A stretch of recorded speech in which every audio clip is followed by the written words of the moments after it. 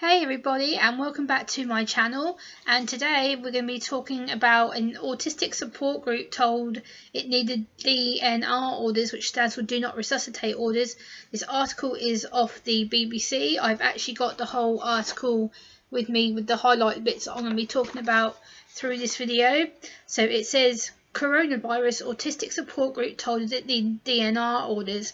A GP surgery which said autistic adults should have plans to prevent them being resuscitated if they become critically ill has been widely criticised.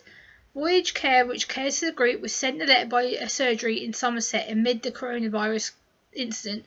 On Twitter, the firm's boss, Andrew Cannon, said that there had been no consultation with families and most involved were working-age adults. Somerset Clinical Commissioner Group has declined to name the surgery. It said it was investigating the matter.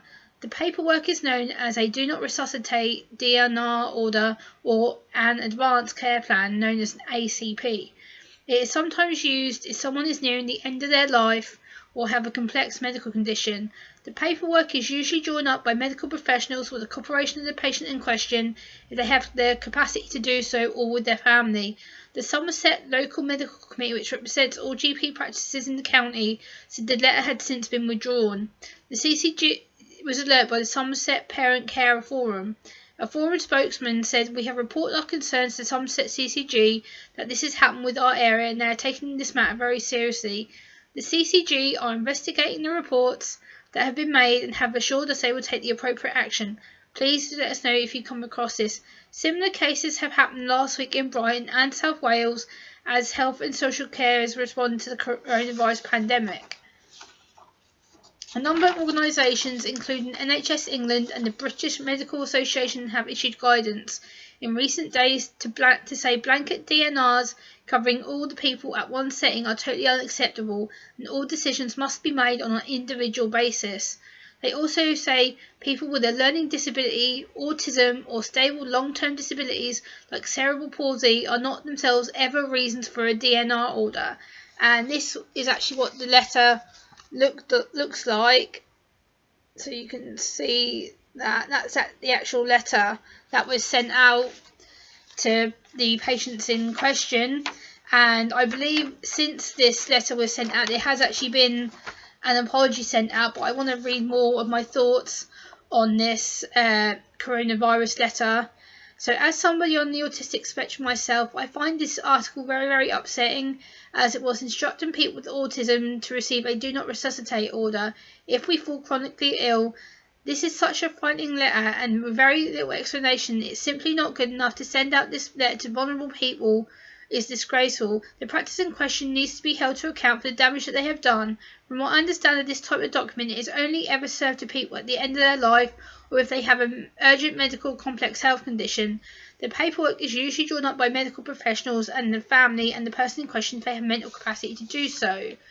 They also state that a disability, learning disability, autism or stable long-term health conditions are never ever reasons for a DNR order. I can't imagine to begin how frightened and confused these individuals must have been. This indicates to me how the medical profession still do not know how to communicate with us, and this makes me very sad and frightened. I know that there has since been an apology made about this incident, which is right and justified, but this letter should have never been made or never have gone out. A number of organisations have come out, including NHS England and the British Medical Association, to say blanket DNRs covering all people is unacceptable and has to be made on a case-by-case basis. I feel that this action was too late coming. They need to realise the long-term health effects on a person's physical health and mental health. I am happy to hear that this has been made better and justified. This still proves to me that communication wasn't important and the individuals not made aware or even alerted that this letter was going to be sent out to them. So that's my thoughts on the article, and I will read out the apology article as well, which is here. Coronavirus GP surgery apology over Do Not Resuscitate forms. A GP surgery has apologised after sending a letter asking patients with a life-limiting illness to complete a Do Not Resuscitate form. A letter from Lynfy Surgery in Wales asks people to ensure emergency services will not be called their condition worsened due to the coronavirus. It said, "We will not abandon you, but we have to be frank and realistic," it said. One patient said it left her feeling worthless. The health board has issued an apology from the surgery. The letter says in an ideal situation, doctors would have this conversation in person, but had to write them due to fears they were carrying the virus and were asymptomatic.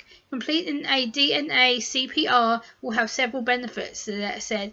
1. If your GP and more importantly your friends and family will now not know to call 999. 2. Scarce ambulance resources can be targeted to the young and fit who have a greater chance. According to the Guardian newspaper, the letter was sent to a small number of patients and staff at the surgery while apologising directly to those who have received it.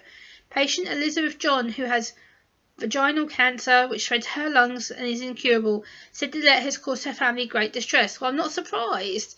Having a diagnosis like that anyway is bad enough and sad, and I'm really sorry that she has that, and I hope that her situation is improving and she's managing to keep it at bay. With treatment, my cancer can be kept at bay, so I'm not really digging my own grave. You know, I'm a burden on society. I don't class you as a burden, Elizabeth John. I think that's really, really sad you feel that way. I don't think you're a burden at all. Actually, you're one of the ones who deserve the help and support.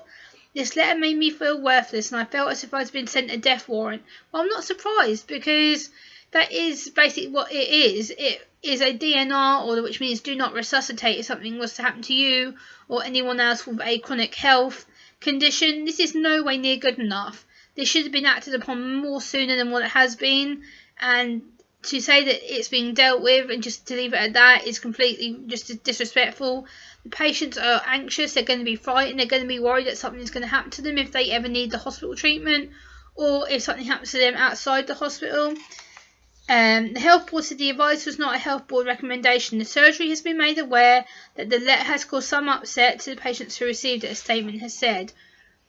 This was not their intent, and they apologise for any distress caused. Staff at the surgery are speaking to those patients who received a letter to apologise directly and answer any concern they may have. So, with that, I want to ask, what was their intention? They knew what letter they were sending out. They knew the impact and the potential damage. So, what was their intention? To me, this is medical misconduct. Let me know if I'm correct or not on that. And then, furthermore, it says Ogmore MP Chris Elmore, whose constituency covers Megsty, said there is no getting around it. It is deeply concerning the contents within this letter. The Welsh Assembly member for Ogmore, Hugh Irenica Davies, and myself were made aware of it on Monday evening. We were straight on to the health board to find out what had gone on. The board then investigated and it wasn't a standard letter, so the health board spoke directly to the surgery. They now have asked the surgery to contact patients who received this letter to apologise and, more importantly, offer appropriate advice of what actually could happen in the circumstances of their particular health condition. We are very concerned about the state and the stress that this has caused. Helena Herculots, the older People's Commissioner for Wales, has said she was shocked the letter was even written. This is shameful and totally unacceptable. Whilst difficult and painful decisions will need to be made in the weeks ahead, these must be taken on a case-by-case basis through honest discussions between patients, doctors and their families that consider risks and the benefits, as well as the people's own wishes. At all times, the patient must be involved to what is happening to them. This is unacceptable, and known that this letter was sent out even to the most vulnerable patients. So, yeah, to me, this was just completely shameful. This was all a base on miscommunication. I feel that it was done because they were panicking. They weren't sure how to cope with the older generation and patients with autism like myself. And I find that entirely very, very scary. And yeah, so please let me know what you thought of this video. Please give it a like, a comment, and subscribe to my channel. And I'll see you next time. Bye!